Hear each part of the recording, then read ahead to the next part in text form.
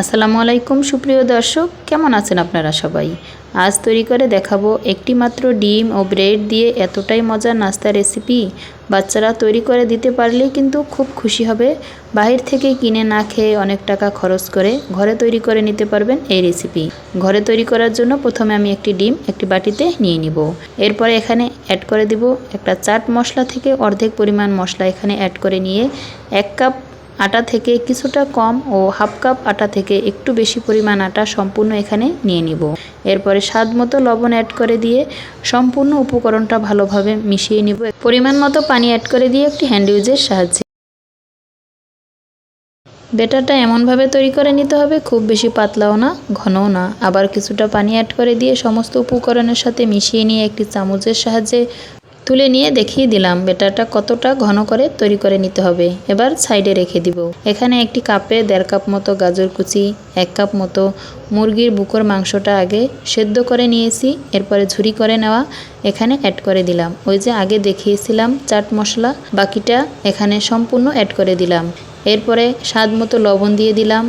1 table চামচ পরিমাণ soya sauce add করে দিয়ে উপকরণটা একটু মিশিয়ে নিব। এরপরে একটি আলু আগে থেকে সেদ্ধ করে স্কিনটা ছাড়িয়ে নিয়ে নরম করে নিয়েছি, এখানে অ্যাড করে দিব। স্বাদ মতো কাঁচামরিচ অ্যাড করে দিব। আপনি চাইলে এখানে এই মরিচের পরিমাণটা কম বেশি করেও নিতে পারেন, কিংবা ছোট বড় করেও আরও কেটে নিতে পারেন। এবার সমস্ত উপকরণের সাথে ভালোভাবে মিশিয়ে নিয়ে সাইডে রেখে দিব। যে যেখান থেকে আজকের রেসিপি দেখছেন, আমার চ্যানেলে নতুন হয়ে থাকলে চ্যানেলটি সাবস্ক্রাইব করে বেল আইকন অন করে রাখতে পারেন, যাতে আমার নতুন ভিডিও সবার আগে আপনার কাছে পৌঁছে যায়। একটি লাইক ও কমেন্ট করে আপনার মূল্যবান মতামত জানিয়ে দিতে পারেন। আপনার একটা লাইক ও কমেন্ট আমাকে নতুন আরেকটি ভিডিও বানাতে উৎসাহিত করে। এখন দেখে নিশ্চয়ই বুঝতে পারতেছেন যে ব্রেডের চারপাশে ব্রাউন কালারটা থাকে, আমি কিন্তু কেটে বাদ দিয়ে দিয়েছি। ব্রেড একটি পাত্রে নিয়ে নিব। এরপর আগে থেকে তৈরি করে রাখা উপকরণ থেকে এখানে পরিমাণ মতো অ্যাড করে দিব। এখানে পরিমাণ মতো অ্যাড করে নিয়ে এরপরে চামচের সাহায্যে চারপাশে ছড়িয়ে দিয়ে সমান করে নিব। চারপাশ থেকে একটু খালি জায়গা করে নিব, যাতে চারপাশে ওই যে আগে থেকে যে ব্যাটারটা তৈরি করেছিলাম সেটা লাগিয়ে নেওয়া যায়। দেখে নিশ্চয়ই বুঝতে পারতেছেন আমি উপকরণটা কিভাবে ব্রেডের উপর সমান করে নিয়েছি। এবার চামচের সাহায্যে চারপাশের অংশে আগে থেকে তৈরি করে রাখা ব্যাটার ব্রেডের উপর লাগিয়ে নিলাম। উপর থেকে একটা বড় ব্রেড এভাবে দিয়ে চেপে একটু আলতো হাতে লাগিয়ে নিব।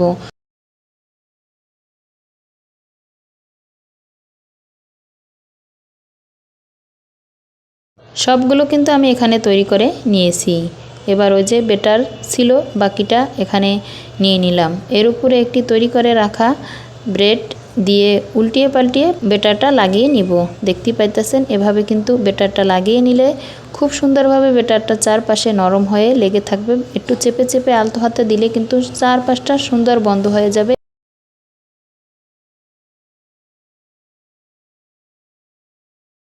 এখন চুলায় একটি প্যান বসিয়ে পর্যাপ্ত পরিমাণ তৈল দিয়ে তেল গরম করে নিয়েছি।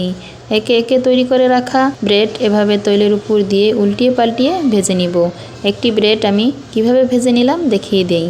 উপর থেকে এভাবে চামচের সাহায্যে উপরে কিন্তু তৈল দিয়ে দিলে সুন্দরভাবে ফুলে ডাবল হয়ে যাবে। এক পিঠ ভেজে নিয়ে পরে উল্টিয়ে নিতে হবে অন্য পিঠ ভেজে নেওয়ার জন্য। একটা ভেজে নিয়ে একটি তেল ছাঁকুনিতে তুলে নিলাম। তেলটা ঝরিয়ে নিয়ে পাত্রে নিয়ে নিব। ব্রেডটা উল্টিয়ে নিয়ে সাইডে নিয়ে আবারও একটা দিয়ে ভেজে নিব। এভাবে আমি সবগুলোই ভেজে নিয়ে তেল ছাঁকুনিতে তুলে নিয়ে তেলটা ঝরিয়ে পরিবেশন করে নিতে পারবেন। মাশাআল্লাহ, কত সুন্দর কালার চলে আসছে। এবার পরিবেশন করে দেখিয়ে দিলাম কতটা সফট হয়েছে, হাতে তুলে দেখিয়ে দিব। দেখে নিশ্চয়ই বুঝতে পারতেছেন কতটা সফট হয়েছে এই রেসিপিটা। এবার মাঝখান থেকে কেটে নিয়ে ছুরির সাহায্যে আবারও সুন্দরভাবে পরিবেশন করে আপনাদের দেখিয়ে দিলাম। যে যেখান থেকে আজকের এই রেসিপিটা দেখছেন ভালো থাকবেন, সুস্থ থাকবেন। আল্লাহ হাফেজ।